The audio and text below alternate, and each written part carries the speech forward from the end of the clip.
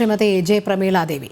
Cinema മേഖലയിൽ mafia സംഘമുണ്ട്, അവരുടെ നിയന്ത്രണത്തിൽ ലഹരി ഉപയോഗവുമുണ്ട് എന്ന് കൃത്യമായി തന്നെ ഹേമ കമ്മിറ്റി റിപ്പോർട്ട് പറയുമ്പോൾ അങ്ങനെ ഒരു സംഘമേ ഇല്ല എന്ന് സിനിമാ മേഖലയ്ക്കുള്ളിൽ നിന്നുള്ള അഭിപ്രായങ്ങളും അതോടൊപ്പം അതിനെ ശരിവയ്ക്കുന്ന അല്ലെങ്കിൽ ന്യായീകരിക്കുന്ന അനുകൂലിക്കുന്ന നിലപാട് സർക്കാരും പിന്തുടരുകയാണ്. എന്തുകൊണ്ടാണ് ഈ മാഫിയ സംഘം എന്താണ് എന്നുള്ളത് പൊതുസമൂഹത്തിലേക്ക് എത്തിക്കാൻ സർക്കാർ പോലും ഒന്ന് ഇടപെടാത്തത്? ഇതാരുടെ ബാധ്യതയായി മാറിയിരിക്കുകയാണ്? രോഹിണി, സാധാരണ സമൂഹത്തിലെ പല വിപത്തുകളും പരിഹരിക്കപ്പെടുമെന്ന ശുഭാപ്തി വിശ്വാസം പുലർത്താൻ ഇഷ്ടമുള്ള ഒരാളാണ് ഞാൻ. പക്ഷേ ഇക്കാര്യത്തിൽ മലയാള ചലച്ചിത്ര ലോകത്ത് വ്യാപകമായി തീർന്നിരിക്കുന്ന ഇപ്പറഞ്ഞ ലഹരി മാഫിയ, സ്ത്രീവിരുദ്ധ പ്രവർത്തനങ്ങളുടെ മാഫിയ, ഇതൊക്കെ അടങ്ങിയ ഒരു പവർ ഗ്രൂപ്പ് എന്നെങ്കിലും പരിഹരിക്കപ്പെടും എന്ന് വിശ്വസിക്കാൻ എനിക്ക് കഴിയുന്നില്ല. കാരണം ആരാണ് തുറന്നു പറയാൻ പോകുന്നത്? മലയാള ചലച്ചിത്ര മേഖലയിൽ അത്തരം ഒരു മാഫിയ ഉണ്ട്, എനിക്കതറിയാം, ഞാൻ ഈ മേഖലയിൽ ഇത്ര വർഷങ്ങളായി പ്രവർത്തിക്കുന്നു എന്ന് തുറന്നു പറയാൻ ആരാണ് തയ്യാറാവുക? അമ്മയിലെയോ മാക്ടയിലെയോ ഫെഫ്കയിലെയോ ഏത് അംഗമാണ് അത് വന്ന് പറയാൻ പോകുന്നത്? അല്ലെങ്കിൽ ഏത് നേതാവാണ് പറയാൻ പോകുന്നത്? തീരെ സാധ്യതയില്ല അങ്ങനെ ഒന്നിന്. കാരണം സിനിമാ മേഖലയിലുള്ള ഓരോ വ്യക്തിക്കും തനിക്ക് ദോഷമുണ്ടാവരുത്, തന്റെ ചിത്രങ്ങൾ വിജയിക്കാതെ വരരുത്, തന്റെ ലാഭം ചെറുതായി പോകാനിടയാകരുത് എന്നൊരു താല്പര്യമാണ് പ്രധാനമായുമുള്ളത്. അതുകൊണ്ട് തന്നെ സത്യങ്ങൾ വിളിച്ചു പറയാനും യാഥാർത്ഥ്യം തുറന്നു കാട്ടാനും അങ്ങനെ പരിഹരിക്കാനുള്ള ആത്മാർത്ഥമായൊരു ശ്രമം നടത്താനും ആരെങ്കിലും അക്കൂട്ടത്തിൽ നിന്ന് മുൻപോട്ട് വരും. അഥവാ തനിക്ക് അതുമൂലമുണ്ടാകുന്ന വലിയ വെല്ലുവിളികളെ നേരിടാൻ തയ്യാറായിക്കൊണ്ട് സത്യം പുരപ്പുറത്ത് നിന്ന് വിളിച്ചു പറയും എന്നെനിക്ക് തീരെ പ്രതീക്ഷയില്ല. പ്രത്യേകിച്ച് സർക്കാരിന്റെ കൂടെ തണലിൽ ഈ രഹസ്യങ്ങളൊക്കെ അങ്ങനെ തന്നെ മൂടിവെക്കപ്പെടും.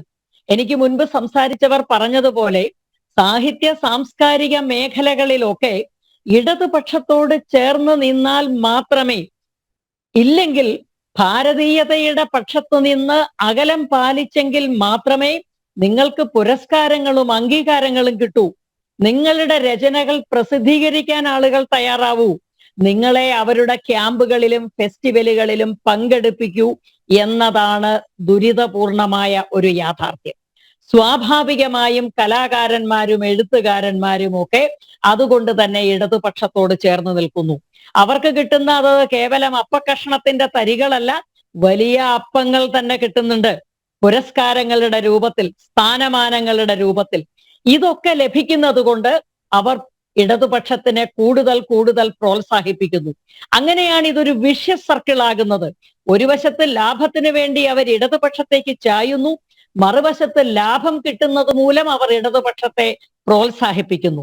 അങ്ങനെ ഒരു പരസ്പര സഹായ സഹകരണ സംഘം സമൂഹത്തിൽ എന്നതുപോലെ ഒരുപക്ഷെ സമൂഹത്തെക്കാൾ ആഴത്തിൽ മലയാള സിനിമാ മേഖലയിൽ വേരൂന്നി കഴിഞ്ഞിരിക്കുന്നു. ഇത് സമൂഹത്തിന് ബോധ്യമുള്ള കാര്യമാണ്. ഹേമ കമ്മിറ്റി റിപ്പോർട്ടൊന്നും നമ്മളെ ആരെയും ഞെട്ടിക്കുന്നില്ല. ഞെട്ടിച്ചു എന്ന് ചിലരൊക്കെ ഇങ്ങനെ സാമൂഹ്യ മാധ്യമങ്ങളിൽ വന്നിരുന്ന് എഴുതുന്നത് കാണുമ്പോഴാണ് നമ്മൾ ഞെട്ടുന്നത്.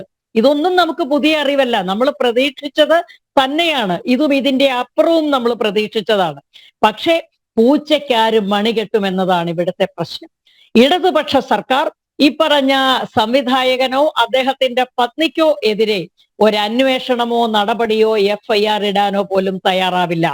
സിനിമാ മേഖലയിലെ പ്രധാനപ്പെട്ട വ്യക്തികൾ തന്റെ കരിയർ, തന്റെ ഭാവി അപകടത്തിലായാലും വേണ്ടില്ല, മലയാള ചലച്ചിത്ര മേഖല ശുദ്ധീകരിക്കപ്പെടണം എന്ന ത്യാഗനിർഭരമായ മനോഭാവത്തോടെ സത്യം വിളിച്ചു പറയാനോ വിളിച്ചു പറയപ്പെടുന്ന സത്യത്തിന്റെ വഴിയിലൂടെ സഞ്ചരിച്ച് ശുദ്ധീകരണത്തിനോ തയ്യാറാകാൻ പോകുന്നില്ല. സംഭവിക്കാൻ പോകുന്നത്, നമ്മളൊക്കെ വളരെ മനോവേദനയോടെ ഈ അന്യായത്തിന് കുടപിടിക്കുന്ന സർക്കാരിനെ കുറിച്ച് കുറച്ചു ദിവസം സംസാരിക്കും. ഈ അനീതികൾ എതിർക്കപ്പെടേണ്ടതാണെന്ന് നമ്മുടെയൊക്കെ ആത്മാവിന്റെ ആഴത്തിൽ നിന്ന് ശക്തിയുക്തം നാം ഒക്കെ സംസാരിക്കും. പക്ഷേ നിസ്സഹായരായ നമുക്ക് ഇത് മറക്കേണ്ടി വരും, ഇതൊക്കെ മായ്ച്ചു കളയേണ്ടി വരും. മറ്റൊരു വിഷയത്തിലേക്ക് സർക്കാർ ചെന്ന് പറ്റുന്നത് വരെ മാത്രമേ അവർക്ക് ഈ പുകമറ ആവശ്യമുള്ളൂ. കാണാം.